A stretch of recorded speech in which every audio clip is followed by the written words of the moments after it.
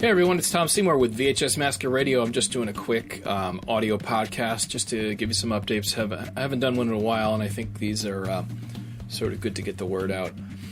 So one of the coolest things to have happened is the streaming site MUBI, M-U-B-I, many of you know, is a very cool, curated streaming site, which it's an interesting model. They deliberately rotate films on and off within like a month, and they have series. So it's an interesting model. Normally, you'd want a streaming site to keep a title on there as long as possible, but it's a totally different scenario where they're actually curating, and they want there to be like this premiere type status.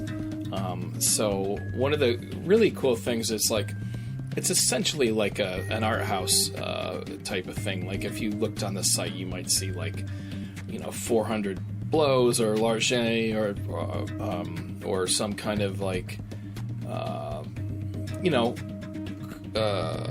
art house type of film. So you wouldn't expect like Troma movies to be on there, but they're actually doing this really awesome showcase.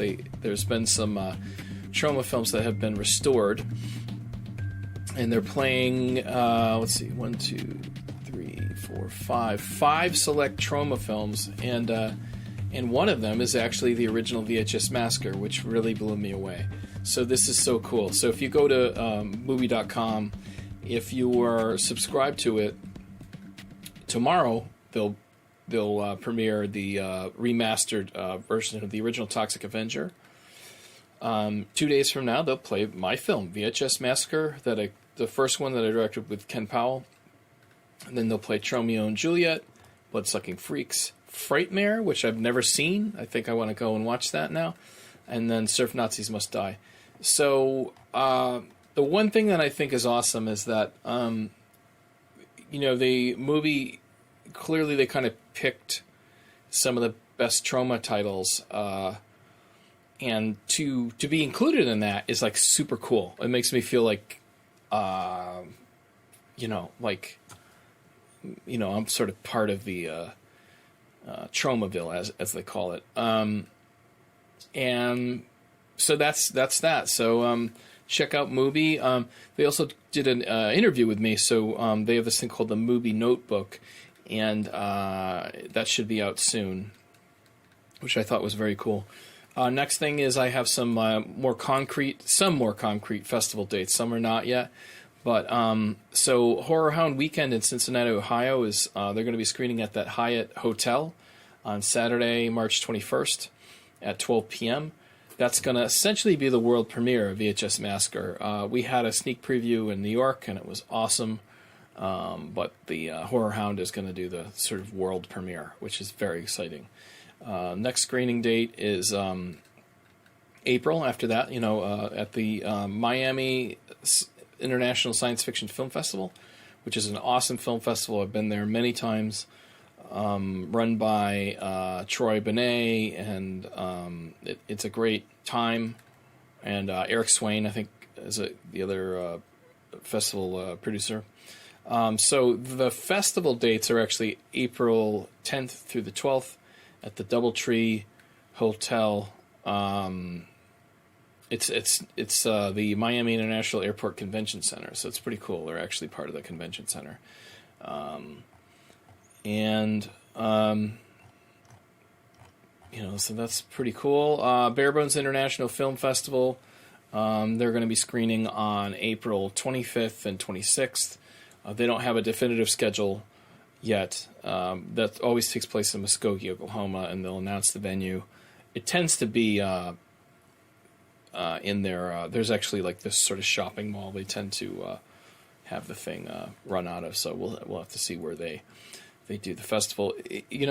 I've been there many times in past years. They pretty much take over the whole town in Muskogee. I have fun every time I go. It's like a mini Park City to me. Like, it's really enthusiastic people, and it's well attended. So those are 3 screening dates. There'll be more to come.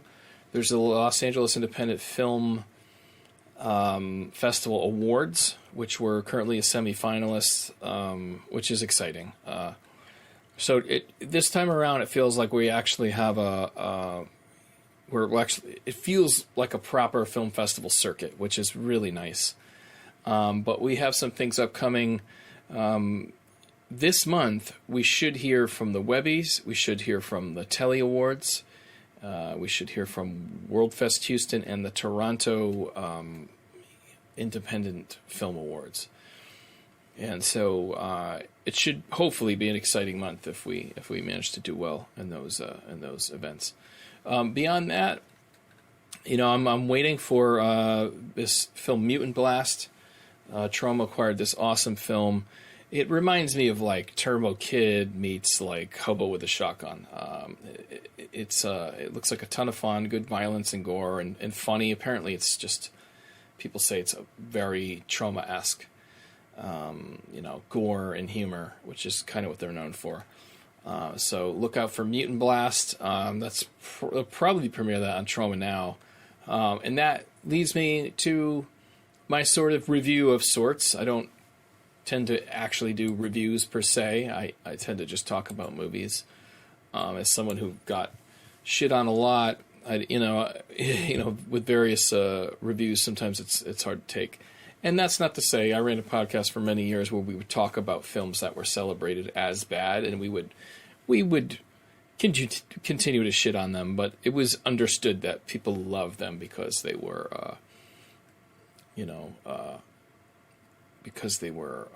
made so unusually. Like that's the endearing part of them. And I love them. Like if you look at a movie like Troll 2, I love that movie. Or The Room, or, there's lots of good ones. But anyway, so Troma, I believe, has acquired this series called Henry versus the Reptilian Overlords from the Cosmos. And I watched an episode of it. Troma Now, I think, is going to be hosting the series. And it's super funny. Reminds me of like just a bizarro He-Man. And the animation is incredible. And when I saw it, I was like, wow, man, Troma Now is really stepping up. And it looks like they're really starting to create great content for that streaming site. Because, Troma Now is really trying to compete in the current market, which is really difficult for independent filmmaking. And there are some independent filmmaking sites, like I think Rue Morgue started their own streaming service. There are other ones like I think Popcorn Flicks and Pulp Movies is an independent one. So companies, they have been doing this for some years, and I think some are more successful than others. But it's a hard space because you're competing with these giants like Netflix and iTunes and all these places. But Henry versus the Reptilian Overlords from the Cosmos, there's something very cool about it. There's a little bit of heavy metal in there. It's a little crass, but not over the top. It's a really nice mix. So I'd say check it out and subscribe to Troma Now. It's only $4.99. I really think it's a good deal. I'm doing Shudder right now. I think I'll keep Shudder because of The Last Drive-In with Joe Bob Briggs. But I probably will get rid of another streaming service. Honestly, I would get rid of Netflix if I didn't have, if my household didn't also use it. So, it's tough. There's a lot of streaming sites out there. But anyway, so check that out. VHS Massacre 2, the new documentary that I finished, it should premiere on Troma Now. They were talking about a mid-year release, so I'll give you more news as that comes out. And hopefully those who are interested in...